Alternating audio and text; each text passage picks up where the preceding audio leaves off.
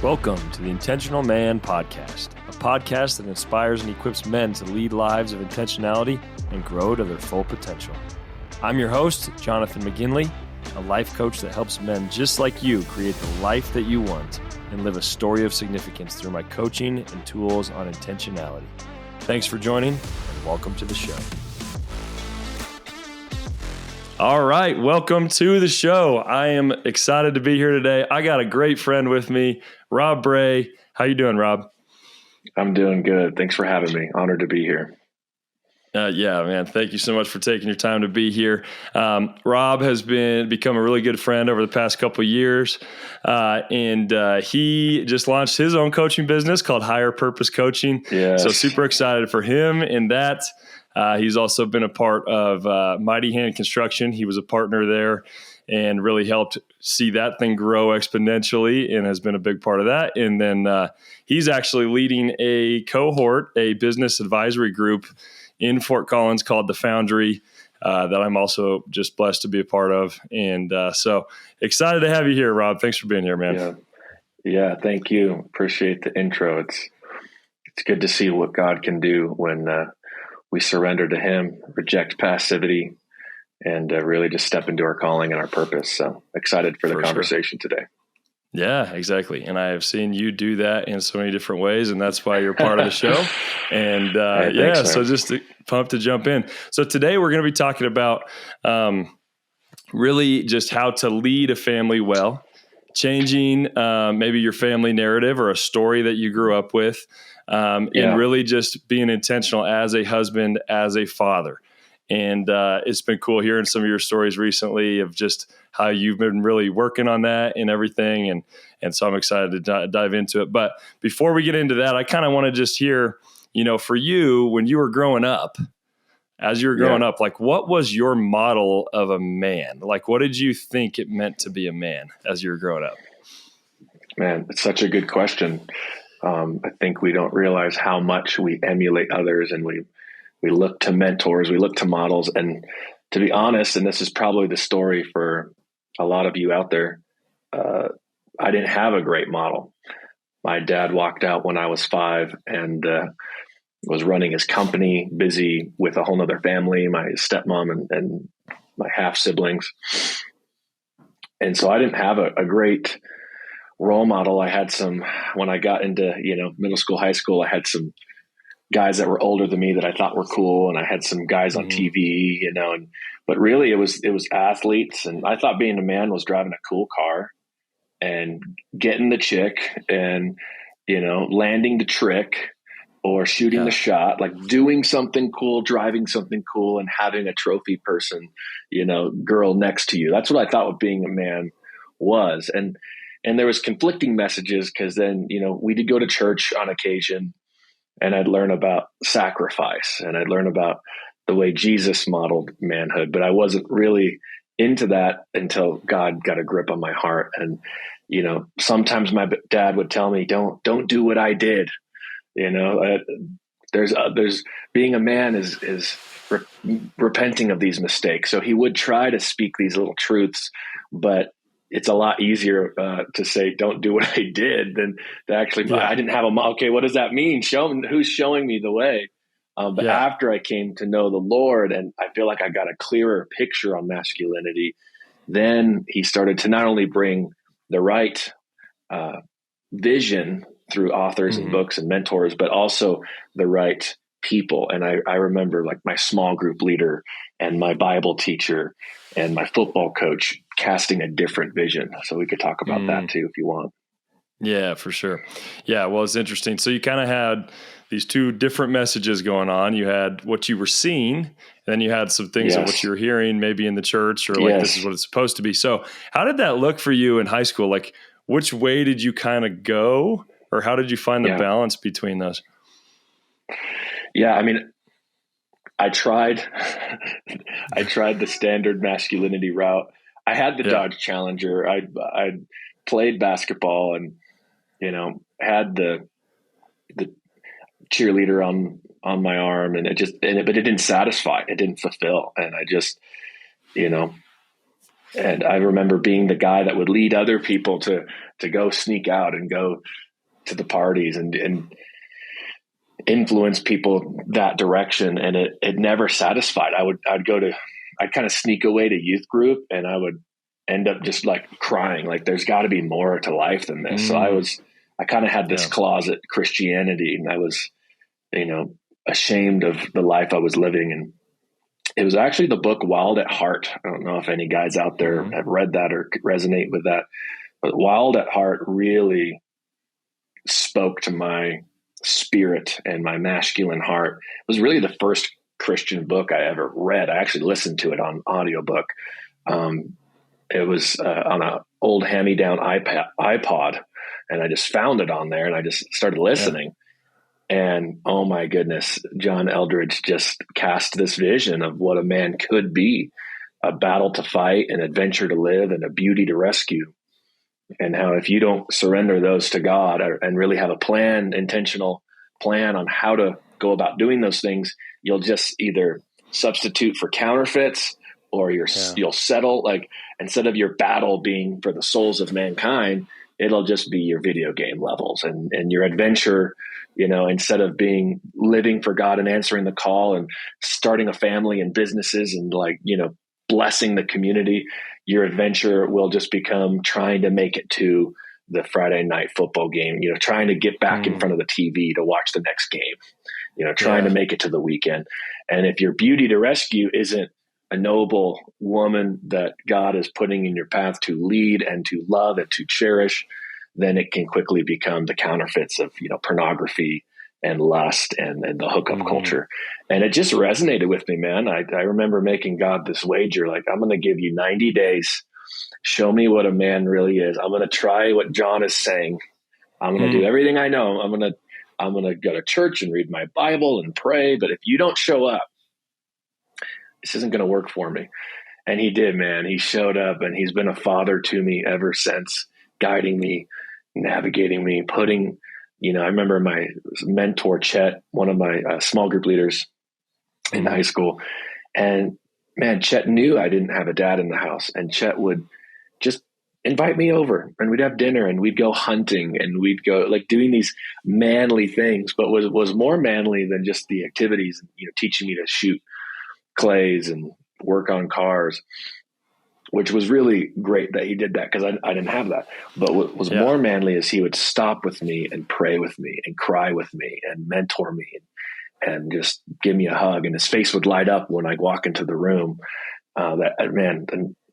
He wants me here. Someone wants me to grow in my masculinity and godliness. And it was really, really motivating. So God's put a few men like that in my life that tucked me under their wing. And still to this day, I have mentors. It's been a pattern of mine for them to seek me out, for me to seek them out. I'm really not shy to ask for mentorship, because I've seen what it can do in my life. Yeah. That's huge. Well, that's really cool. And just an amazing kind of transformation there of everything that happened. When you kind of took that step and jumped in and really went for it full on of like, I got a different vision of what I can be, was there still some of that, noise or messaging from the past that you really had to fight through? Like, how did you overcome your old model? How did you overcome what was so ingrained in you for so long? Great question. It did kind of drag itself into my college years a little bit. Yeah.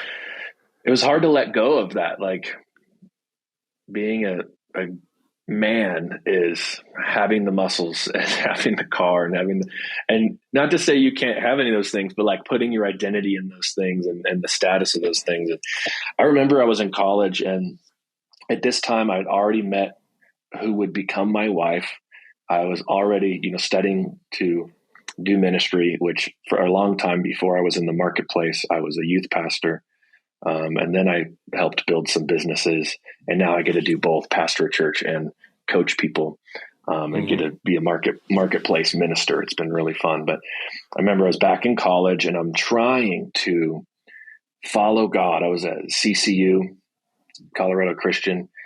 And I remember one day, driving back from the gym, And this gym had mirrors everywhere, and everyone's looking in the mirror. Like, it's one thing to look to see if your form's right, but there's a lot of vanity going on and ego and checking out each other. And it's happening in my heart. I'm, and I don't know everyone else's hearts, but I'm just, I know the nature of man, and I know what was happening for me. And it was a lot of, man, does that person think I look good, and how, it was just ego, and I remember driving back, and I'm hearing this 2009 Dodge Challenger, and I'm all worried about the way I look. And I just like, God, take this away. Like, I want to be your man. I don't want to be the world's man. I want to be your man. Take it away. And he challenged me right back. I felt like I heard his whisper, sell the car.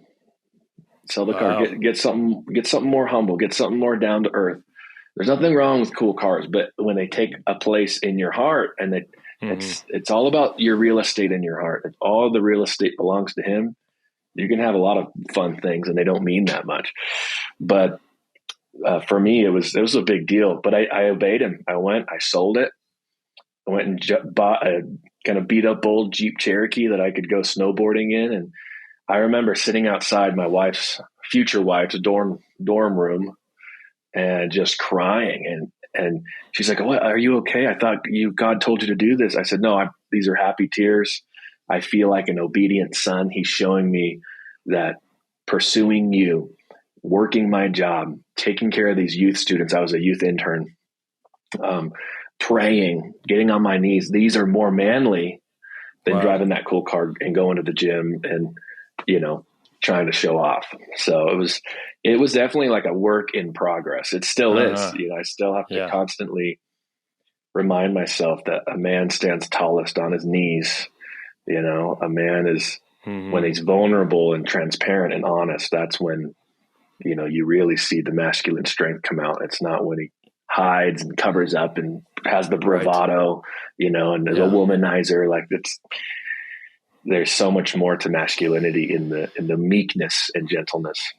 Yeah, that's so good. Well, what a story too.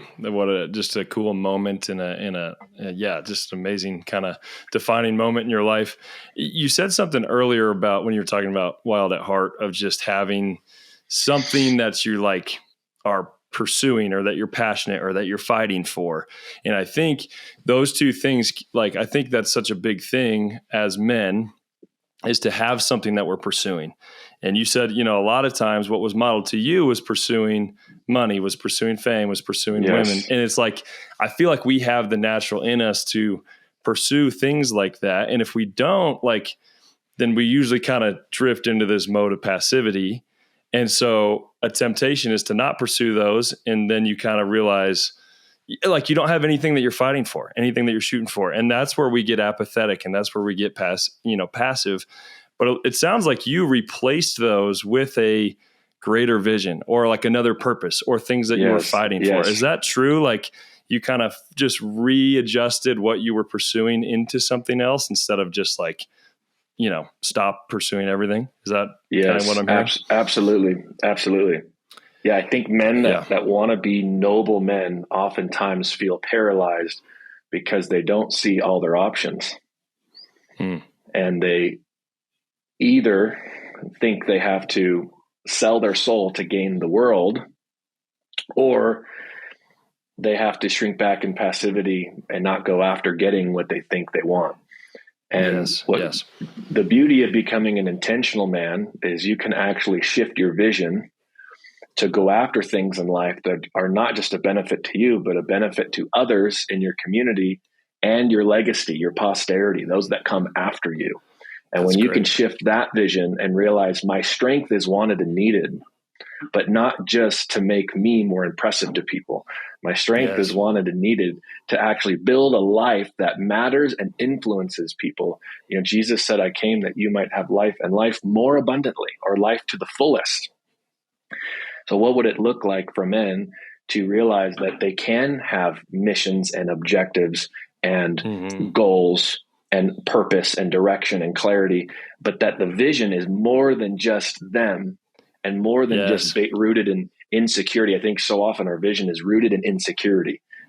If I can get these things, then what? Well, then I'm important, or then I'm valuable, or then these people will think that I'm something. Whereas a vision rooted in security is, I know I'm valuable. I know I've got something to offer. I know I'm my Father's son. Therefore, what are we going to do today? What are you calling me to this year, the next 5 years, 10 years? How can I make a difference? Where can I leave a different model? And for me, I find most value and meaning flipping the script of my story. That's been my biggest calling, more than leading people to Christ, although that's an incredible calling and part of the Great Commission, more than coaching my clients and seeing them get unstuck and find breakthrough and, motivation for life, which is incredible, more than even running the businesses and making money to provide for my family, which we definitely need that. And it's a good thing. It's a faithful thing. But my highest calling in life is to break the chains of my father, grandfather, and to make new legacy for my family. So to break the chains of alcohol abuse, adultery, affairs, and replace that with faithfulness and fidelity and freedom. And so that's what I've been going after. I find immense joy in it. And one of the biggest milestones of my life just happened recently, when my wife was just smiling and to the point of tears and looking me in the eye saying, man, I respect you. She's like, I've always respected you, but you've done the work. You have modeled for our family some, a fathering and husbandry, if you will, that she's like, I didn't see growing up. And I know so many other young men aren't seeing, and you never even saw. And she's like, man, I just respect you. I'm happy. I love our life. I love what you've built, what we've built together. And I don't want to lose it. I'm so thankful and honored that you've done. And just those kind of words, men out there, unbelievable. That's the fulfillment you're looking for, is genuine respect, not manipulated respect. It's genuine honor and respect because of character that God's forged in you by making hard choices and staying faithful time and time again and day after day until you've built a life that you can be proud of, and people around you actually have meaningful relationships. They want to be around you, and you're going after something together. I mean, I've got financial goals, right? That every one of my kids, I got 5 kids, that they would each have their own rental property. Instead of a college fund, I want them to have a rental property that they can then either they can move into, when they're early married and kind of pay the mortgage on for a while, or they could refinance and leverage to start a business, or they could sell the whole thing and then take it and go to college if they want to. But it's like, here's your property. So that's like a financial goal, right? And then I have relational goals. I want to be able to have the same dinner time where we're sitting around the table and we do highs and lows and what is God teaching you every time we do dinner. What's something happy today, something that was hard today, and something that you feel like is a lesson from the Lord today. I want to be able to do that with all of their spouses and kids.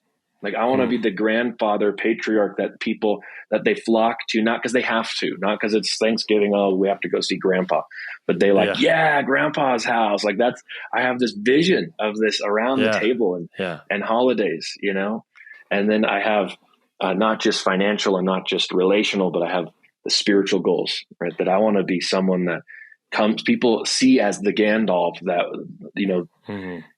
when I'm no longer in the king stage of life and I'm in the sage stage, I want to be someone that people look to for wisdom and counsel and advice. And they would, although it's their story, it's Frodo's story.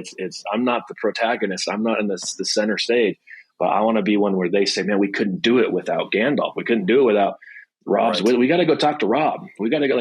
I don't know if that's being a network leader of a church, like of a church, family or network of churches, or if it's leading coaches who lead other coaches, but just being someone that has wisdom to offer the world where people can navigate their adventure and really get the most out of this life. So I feel like vision is what's really transformed my masculine journey. That's so good. Wow. I love all that. And I can just hear your passion, as you're talking about it. And I don't want to miss this, because this is, I think, a huge thing of what we've kind of been discussing is it's not shrinking back from things and playing small and hoping that nothing bad happens. You took everything that was modeled to you and you got a bigger vision You realized what was worth living for, what was worth pursuing, and then you just went after it. It's like, it's a shift of focus and a shift of energy. I think for me, a lot of times it was like, hey, you realize, the money or whatever isn't fulfilling, and it causes you to play small and to be passive and to be indifferent and to kind of just sit back and not pursue things. And I think that's a tricky place to be as a man too, is because I think we're created to have those missions and the things that we fulfill and we go after. And so what's so cool about your story is what you said of like, man, it is my my highest calling to flip the script and to help people do the same. It's like, you took what was modeled to you of like him pursuing all those things. You took that same energy, but you put it towards a higher mission and a higher purpose. And it just propelled you. That's right. And just shot you. Right. Yeah. And so I don't want to miss that. If you're listening to this, it's not about playing small, but it's about directing your energy to something that is going to leave a legacy, that is going to impact people, that is going to, benefit people, that's going to be there for your wife, for your kids. Like, that's what we're talking about. That's what being intentional is still fighting and pursuing, because we need that. We need that as men. So I love that. That principle of redirection, man, I'm glad you're pausing on that and we can camp on that, because it's so powerful in multiple categories. Redirecting your life's energy, passion, and purpose to, find breakthrough and fulfillment and do it differently than the way you were raised. But in other things too, like my mentor and Bible teacher, and he's also the one that did our premarital. He's still kind of our marriage coach to this day. Him and his wife are our marriage coaches. Shout out to the Fausts. Love you guys. But they, I don't know how raw we can get on this podcast, but he said, this is a masculine podcast. So, we might as well talk about it. He said there's only one sexual command really in the Bible. There's all these prohibitions of things you shouldn't do or don't do. There's all these no's, but they're only after one yes. And the one yes is direct all your sexual energy towards your spouse. Like, you have one yes, all the other no's, no outside of marriage, and no, all the other different prohibitions of how not to use your sexuality are after one yes, which is just direct all your energy to your spouse. And when that really unlocked something for me. It wasn't like, oh man, I got to say no to this image and no to this girl and no to this thought so that I can be faithful to my wife. I just got to say yes to her and redirect my passion and redirect my needs and redirect my connection and redirect my pain, and even in the insecure moments, and even in just direct it towards her and be real with her. And I've seen that in multiple categories. Like anger was one that I just tried to turn off for a long time. And I read a book, Good and Angry, great book, and it talks about don't shut it down. Anger is the emotion, the language of passion. Passion means not just something you get excited about, but something you're willing to suffer for. Passion means the passion of Christ, suffering of Christ. So it means that you care about this enough to want to change it. Yeah. So don't shut down your anger. You need to learn to redirect it. You need to learn to rechannel it to be constructive in the world. How could you take what you're feeling, this anger boiling up, and let's get to the root of it. Is it out of insecurity? Is it out of the flesh, or is it out of some sort of destructive pattern? Well, then, maybe we need to curb that and figure out what's really going on. Is it masking another emotion? Like, are you really just sad and you're covering it up with anger? Or is it genuine? Like, there was an injustice. Something happened that's inappropriate in our world. That's not the way God's designed it to be, not the way you see to be most healthy or effective. And you want to shift it. You're angry about something in your company. You're angry about something in your life. Funnel that anger to motivation to actually make a change. And that was huge. So I'm really glad you're bringing up this. It's a redirect of vision, a redirect of energy, and it's a redirect of passion and angry. I think there's a lot of angry men. You might be listening to this thinking, man, I resonate with that. There's sometimes I get angry. That if you stifle that, you'll just get into apathy and channel that anger into passion, but for the things that matter. Yeah, that's really good. I love that. Take all the love, take all the passion, take all the energy, and channel it into your wife. Like, what an amazing different picture. Instead of I'm just avoiding, not trying to make mistakes. And like, that leads you to be just super, like when you're trying not to make mistakes, it's really, really hard. I remember like my playing not to lose is different than playing to win. Yeah, exactly. It's like my freshman year of college, I played college basketball, and I was like just getting spot minutes off the bench. And so every time I would come in, I was playing not to make a mistake, like not playing to win, not playing to like make something happen. Just like, I can't make a mistake or I'm going to get pulled. and I did not play very well when you play like that. But it's like, you know, like when we play not to make mistakes, it becomes a dangerous game because we're apathetic. When we go and channel all our energy into the wrong things, it becomes a dangerous game. So it's this redirection into what matters. And I think where that starts is you got to have a bigger vision for your life. You got to have a big vision. You got to know what's important. You got to know what your priorities are, and then figure out how to channel them in. So when did you kind of realize that this whole flipping the script thing and like helping people do that, when did that become like your main vision? When did you feel like you were called to that? Yeah, that's a good question. I mean, early on after God got a grip on my heart, I thought it was more, I need to heal from these father woundings so that I could one day be a great pastor and be a great leader. But like, it's just like a checkpoint. I got to get my baggage of my past behind me. And somewhere, I think it was probably 5 or 6 years into marriage, honestly, when we were having some really, really tough marriage stuff. A lot of that pain and hurt from my childhood was coming back up. And now my son is 5. And, you know, well, he's 10 now, but at that time he was 5. And that's when my dad walked out. And I remember having to get counseling and inner healing and coaching. And men, do not be ashamed to get these things. I think everyone needs it at different times in their life. Counseling, looking back and trying to make sense of it and finding healing from it. Coaching, looking forward and attacking life and seizing the day. And but I remember talking to a counselor, and he's like, well, of course these things are resurfacing for you and he's like, this is going to be a lifelong journey. In fact, this is a calling, and the calling's to not be your dad. Like that was, for a long time, it was just don't be him. Like you said, playing not to lose. Well, that's a really low bar. So like my goal in marriage is to not leave. My goal in my marriage is to not walk out. So like, well, that's not a good vision, because then if I showed up that day, even if I like half-heartedly showed up and didn't really pursue my wife or leave my kids, if I just didn't walk out, I'm better than my dad. And it was through counseling and coaching that I realized, no, I need a greater vision, that fresh waves of pain, like just like an onion, fresh layers of woundedness and pain and confusion will come as I continue to parent my kid. And I'm walking into the unknown because no one's modeled this for me. And yet I can tap on resources and I can read books and I can talk to coaches. But my vision needs to be becoming the fullest potential of the husband, father, and leader that God's called me to be, not trying not to be my dad. Yes. So I think that was I'd say probably 5 or 6 years ago. And that's what's really led to, gosh, if it wasn't for me owning that, like, nope, I'm going to reach my blue sky potential, is what my current coach calls it.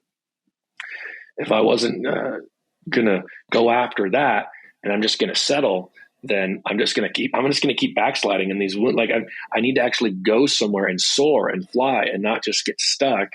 So that's when, you know, building a business was brought to the table. And that's when, you know, not just, you know, being involved in my kid's life, but like, hey, I think we're actually called to homeschool, and not everyone's called to that, but we just felt like we're going to instill our values into them. I'm going to be not just kind of show up to the game reluctantly. Like, man, what if I like helped coach him in this sport? And I just started raising the bar of like, what could be possible, rather than I don't want to do that. So I guess I would call it being proactive instead of reactive. Yes. Mm-hmm. And it happened because of pain. It happened because the reactive method in my marriage was not working. And I kept self-sabotaging. But when I started getting proactive, and it was counselors and coaches that helped me heal and vision to do that, man, I look back now, and all 3 businesses that I'm a part owner in, the rental properties I have, the influence I have, the church that I have, everything I have, you know, as far as like impact and eternal destiny has been in the last 5 years when when I decided to stop playing not to lose and start playing to win. Wow. Wow. That's so cool. And I love what you just said there of like, not just accepting that as the low bar, because I think it's so easy to do that and even compare yourself to other people and think, oh, I'm ahead of that guy, or we're doing better than that couple, or, like our kids are a little better there. But it's like, why do we set a low bar when there's a bigger vision of like, what does it mean to be the best father? Yeah. What does it mean to be the best husband? Not in a way where that's like your vain pursuit, but this, like, I'm going to be so intentional. I'm going to be so purposeful that I'm going to be the best possible version of myself I can be and the best leader that I can be. And so don't set such a low bar. I think, as you're saying that, I'm like, oh, there's probably a lot of areas where I'm just, settling for a low bar because I think that could be the standard, when that's not the kind of person I want to be. I know that's not the kind of person you want to be. And I think if you're listening to the show, that's not the person you want to be. We want to be intentional men who have a greater vision, and we work for it.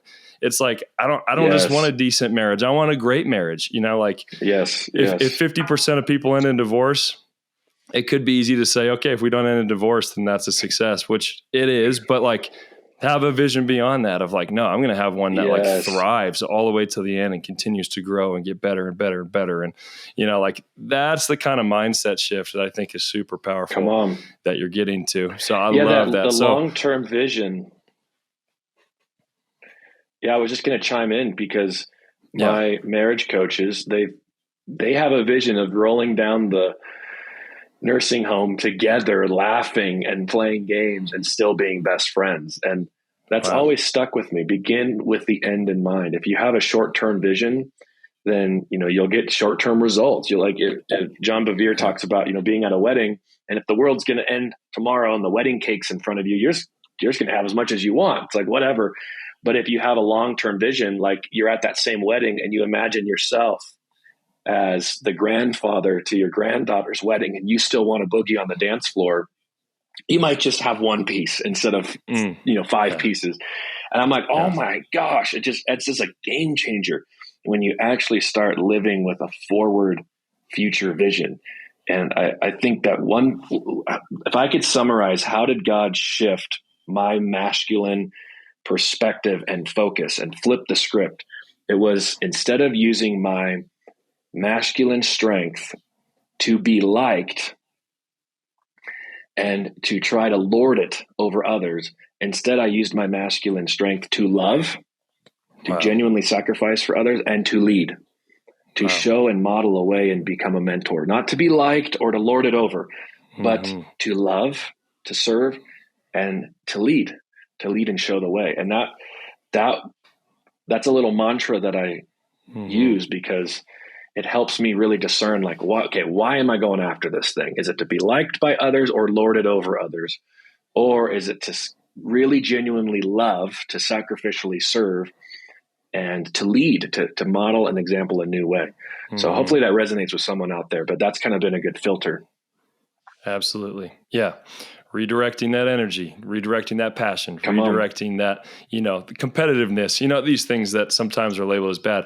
No, put it into these good things, put it into loving, put it into investing in other people, put it into investing in a long-term vision that goes beyond your life, that is passed down to your kids and their kids. That's an amazing thing to pursue. And that gets me fired up to go and work hard. That gets me fired up to go and do well in business. That gets me fired up to go, do the best that I possibly can. And it's not for all these accolades. It's like, oh my gosh, look at this vision of what my life could be, where when I'm gone, I want, my legacy to continue to be passed on to people because I put all my energy and my passion, my vision into the right things. Yes.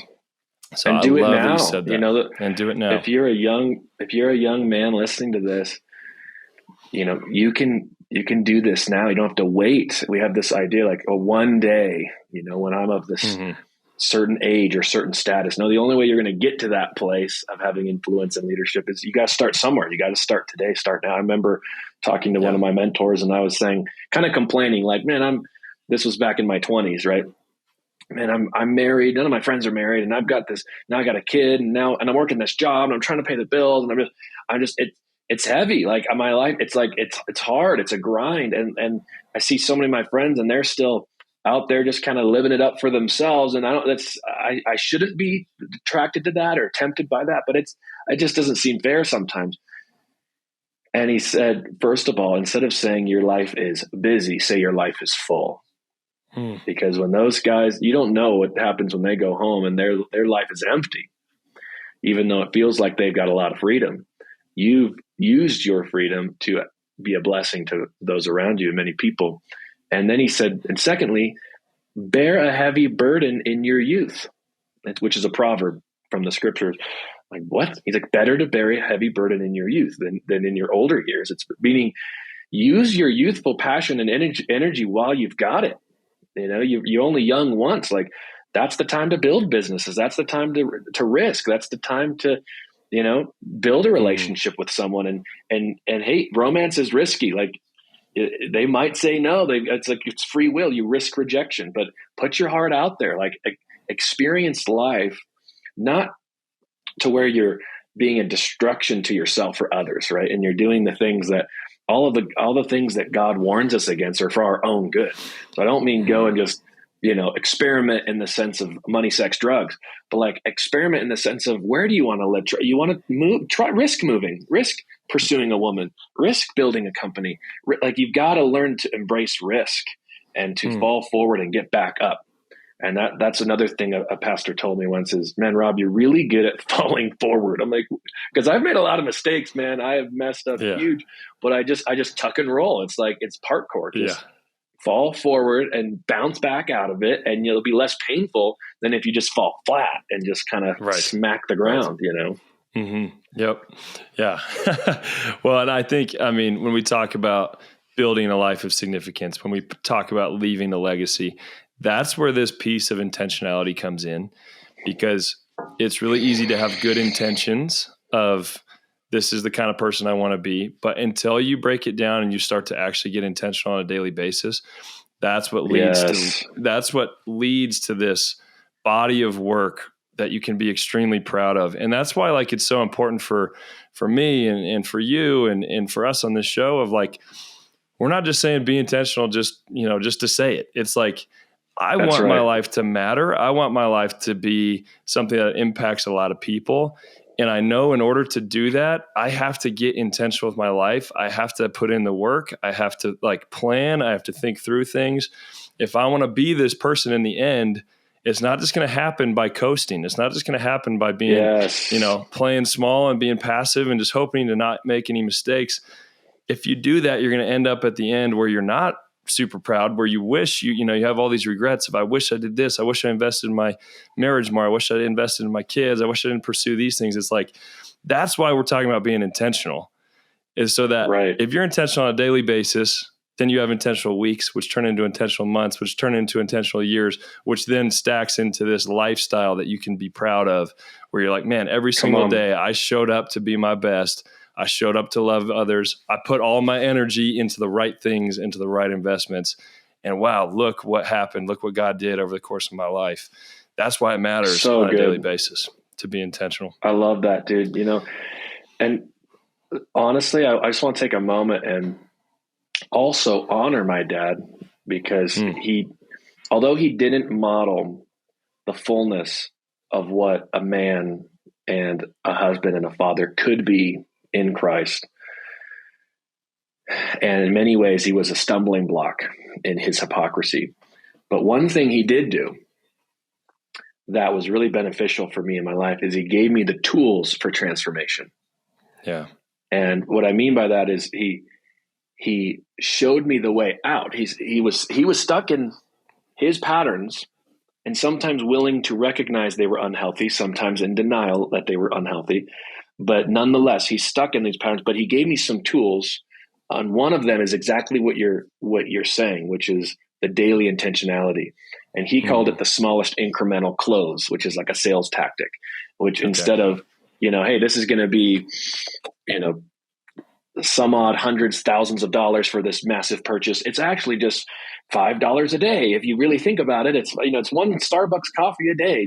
And it's this sales technique of the smallest incremental close. And he would actually sign these like, $100,000, $200,000 sales contracts with these clients using this smallest incremental close.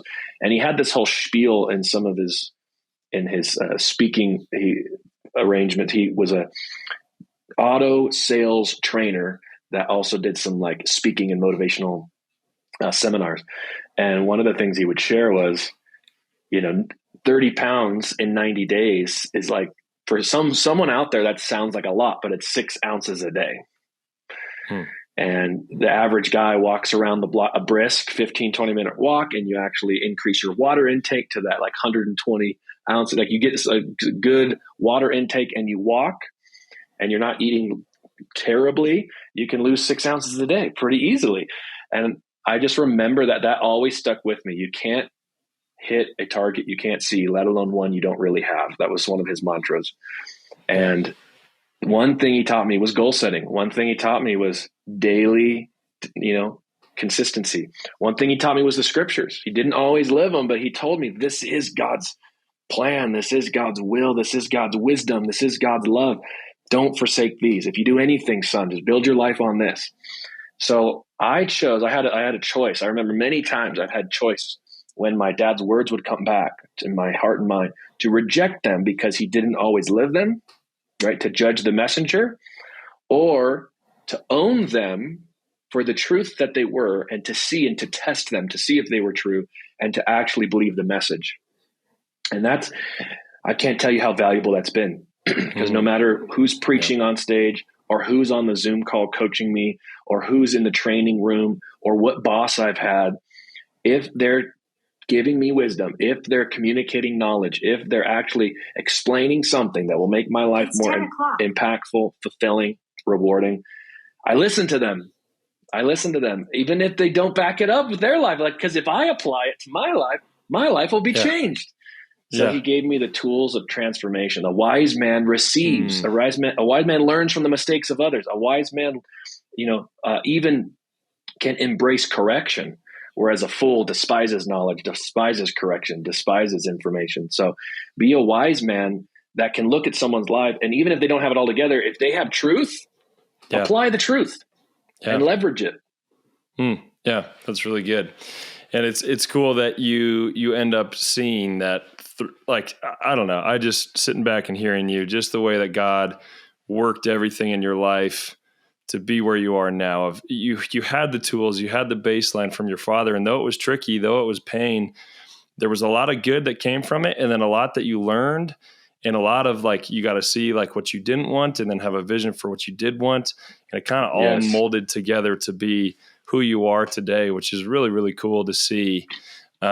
Just man, you are equipped, and God has put you in this spot for a reason, and has given you this passion and this purpose to help people flip the script for a reason. I can just see the whole story really playing out. So that's awesome, man. I would love to just kind of finish on this one question, because I think, talking about that daily consistency, daily intentionality, if you were, somebody's listening to this, they're really inspired, being like, man, I really want to get intentional and consistent on a daily basis. What are just a few things that you've done to make sure that you're becoming the man and that you want to be, and putting your energy in the right place? What are just some things that you've done to set your life up in that way? Yeah, great question. Yes, if you're listening to this, looking to grow and being an intentional man, I would say hire a coach or find a mentor, number one. Obviously, I'm biased, but they have changed my life, and that's why I now do what I do, and Jonathan does what he does. So find a coach. 2, I would say you need a vision. You need a very clear vision of where you want to go 10 years, 5 years. You can reverse engineer it to the next 6 months, and then an action step plan. What do I need to do to get to where I say I want to go? What are the things that I'm tolerating, that I complain about repeatedly, that I actually have power to shift? And then you got to figure out why you tolerate those things. You're probably getting something out of them, like comfort, ease, laziness, status. And if you actually were to go after the thing you say you want, it would disrupt all of that. And so be willing to disrupt, be willing to challenge the status quo. So get a coach, get a vision, and then get a plan. And this plan should have SMART goals. It should have strategic, milestones. I like to use the word aim, your authentic, intentional milestone. Like, because you can set that far off vision, but then you need that next milestone of what you're going to do to get there. So get a coach, get a vision, get a plan. You can be intentional and you can see the life of your dreams, and it won't just be a dream. You'll be living in it, your blue sky potential, and you'll become everything that God's called you to be, living your higher purpose on purpose. So you can do it. Love that. Love that. Such good stuff. Yeah. And I would just really take that to heart. This is someone who's lived this. This is someone who's been through a lot of pain. This is somebody who's, still working, obviously, but is kind of on the other side and doing this journey together of living intentionally. So take those steps and just take one step, at least start small, and let's just start living intentional lives, because you live intentional days, it turns into intentional life. And that's what we're about here. Spend each day. Don't waste the day. Make each day your masterpiece, and use your masculine energy to invest in other people, to invest in things that will last longer than other material things. You do that, you can end up at the end of your life very proud and have a legacy to pass on. So, Rob, thanks, man. I really appreciate it. You're welcome. Love this conversation. Absolutely. Just thank you so much for your time. How can we as a community support you? Maybe tell us about the coaching business and the Foundry real quick. Just kind of hit us real quick. So those are my, two passion projects. And what I currently spend most of my time doing these days is coaching through higher purpose, just transformational breakthrough coaching, work with individuals and couples. I have a marriage course, and then now corporations or businesses. I have a workshop that I do, and some follow-up work if you have a business team that you want to see grow in teamwork, communication, breakthrough, those sort of things. So I do that with higher purpose. And then the Foundry I'm really excited about, and that's how Jonathan and I have really built a relationship. And it's just a peer-to-peer executive advisory group. It's a business cohort of other business owners. We get in the room, imagine 10 business owners around the table, encouraging one another, challenging one another, counseling one another, being real with one another, and even praying for each other. And that's what the Foundry is. And so we're my friend and brother in the Lord, and hopefully one day soon to be business partner as I work towards that partnership with him. He's an incredible leader in this company, but we've been building this. He's got a group, I've got a group, and we're launching a third and a fourth group. We've got a lot of interest, a lot of momentum. So, hey, if you're a business owner out there, and in Northern Colorado, I should say, we are going to do a Zoom group as well for those that are out of state. But if you're a business owner out there that's looking for camaraderie and fellowship and the Christian accountability to grow your business and your faith, check out thefoundryadvisory.com. Thefoundryadvisory.com. There you go. Yep. Love it. Rob, well, thank you so much for being here. Please make sure you do go check that out if you're interested. And if you're interested in Rob's coaching, obviously you can reach out to him that way too. But thanks for being here. And man, looking forward to thank you for having me to live intentional lives. Yeah. Thanks, brother. Yes. All right. See you. Thank you for tuning in to the Intentional Man podcast. If you enjoyed this episode and you would like to support the show, please share it with others, post about it on social media, and leave a rating and review. If you are someone who is looking to take your life to the next level, accelerate your success, and live more intentionally, I would love to help. Shoot me a text at 970-430-6085, and we can schedule a time to meet to discuss your vision and your goals. Again, that is 970-430-6085. Thanks again for listening, and until next time, build a life that matters by living intentionally.